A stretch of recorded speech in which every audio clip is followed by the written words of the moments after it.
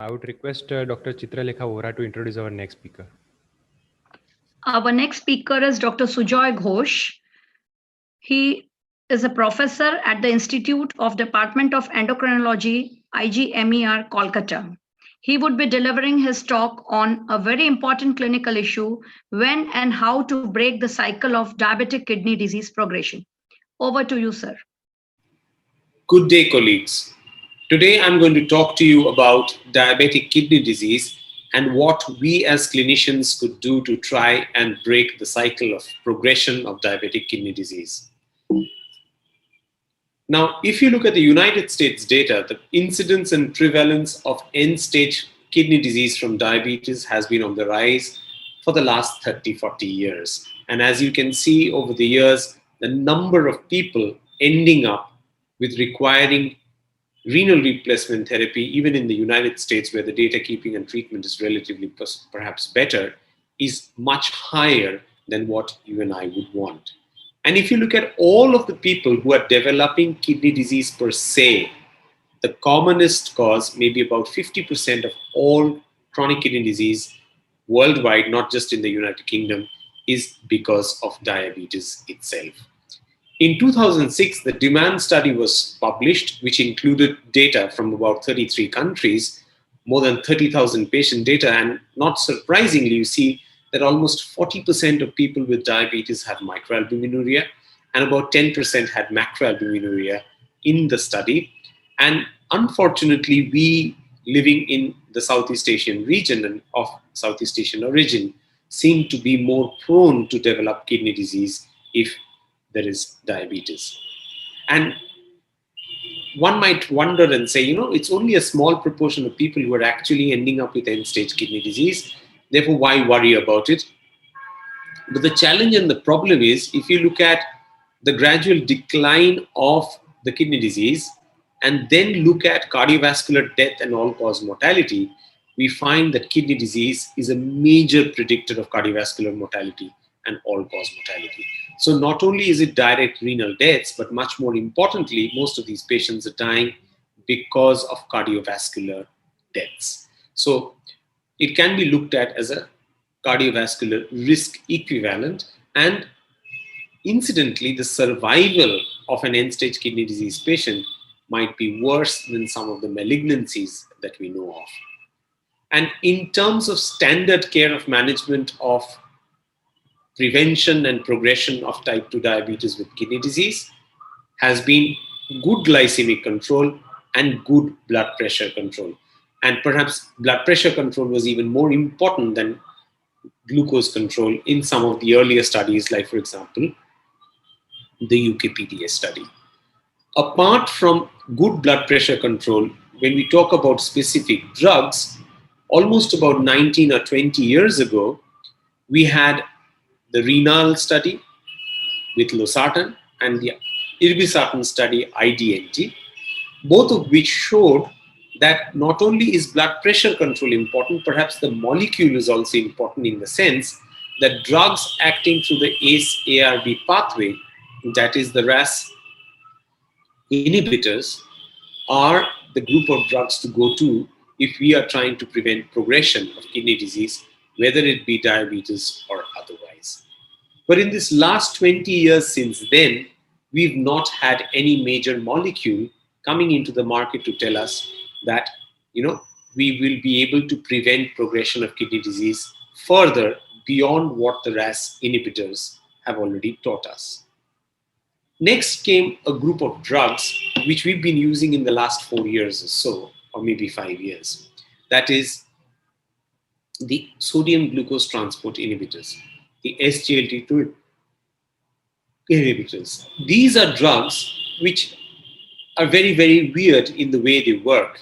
We initially thought that they would be drugs that cause only glycosuria, but we now realize that they reduce intraglomerular pressure and improve renal outcomes. Now, how does that happen? If you look at the normal physiology in this particular cartoon, you will find that once the glucose and sodium is excreted or filtered in the glomerulus, it is gradually reabsorbed by the sodium glucose transporter.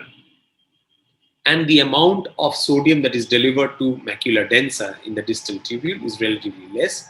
But whatever is there, there'll be a normal tubuloglomerular feedback which will cause alteration in the afferent arteriolar tone. Now, in an individual where there is diabetes, for example, there'll be elevated glomerular filtration rate. And this hyperfiltration will lead to increased amount of sodium being filtered and delivered to the macula densa.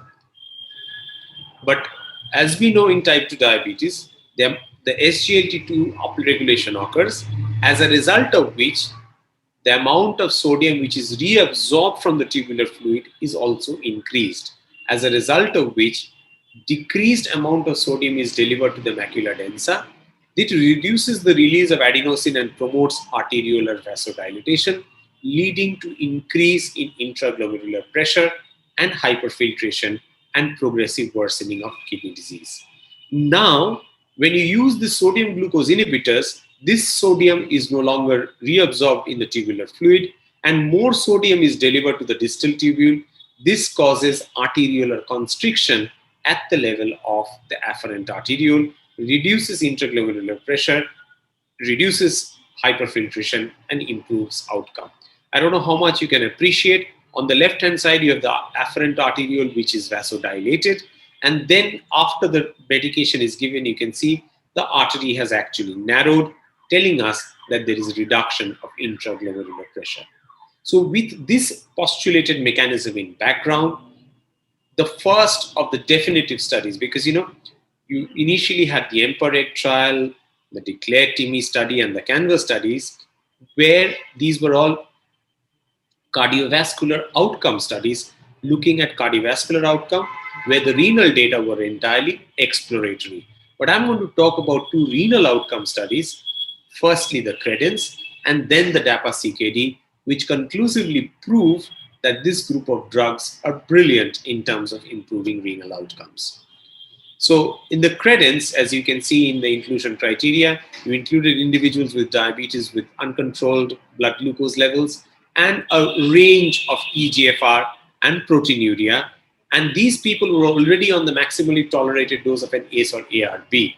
So you are trying to judge this drug over and above what is your current standard of care. So canagliflozin was given 100 milligrams once daily versus placebo to see what the renal outcomes were. And you looked at the primary outcomes were the end-stage chronic kidney disease, doubling of serum creatinine, renal deaths, and CV deaths. And if you look at the composite of that primary outcome, the improvement with canagliflozin was dramatic. And even if you look at the end-stage kidney disease, the doubling of creatinine or renal death itself, there again, the results were dramatic in favor of canagliflozin. Instead of end-stage kidney disease also, the benefits were dramatic. The dialysis, kidney transplantation, renal death, the benefits were dramatic.